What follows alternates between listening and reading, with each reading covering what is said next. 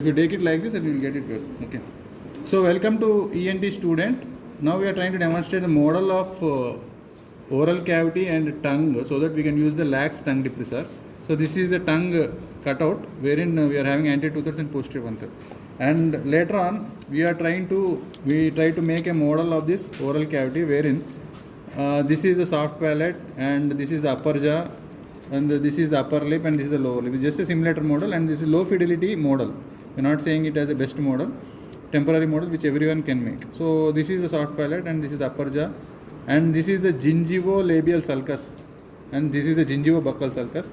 So we are trying to oppose this oral cavity with this tongue. This is the anterior 2/3 of the tongue.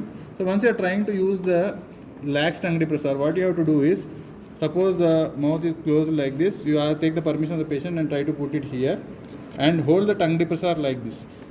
As you are holding it here and try to put it in the anterior 2/3 only. Don't go to the posterior 1/3 and try to open the oral cavity like this. So see the posterior pharyngeal wall. You have to see the posterior pharyngeal wall.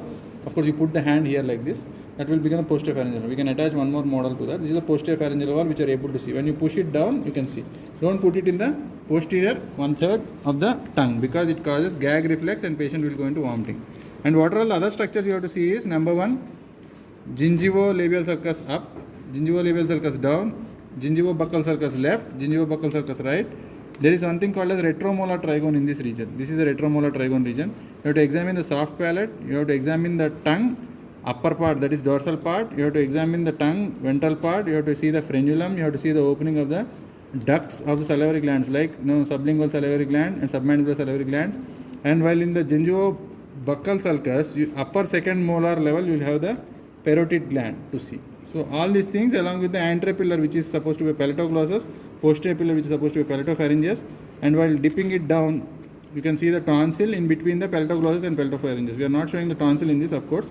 So tonsil will be located at this point and this point. So by this way you have to hold it. And when the patient is supine like this during tonsillectomy surgeries, you have to use the tongue depressor on the other side and you can lift the soft palate and see the nasopharynx also like this. Okay, put the hand down. So this is the nasopharynx which you are able to see behind the soft palate. So this is the basic paper model of oral cavity and oropharynx and tongue for utilization towards the competency number 2.6, EN 2.6, which is demonstrate the correct technique of examining the throat including the use of a tongue depressor. Okay, thank you very much.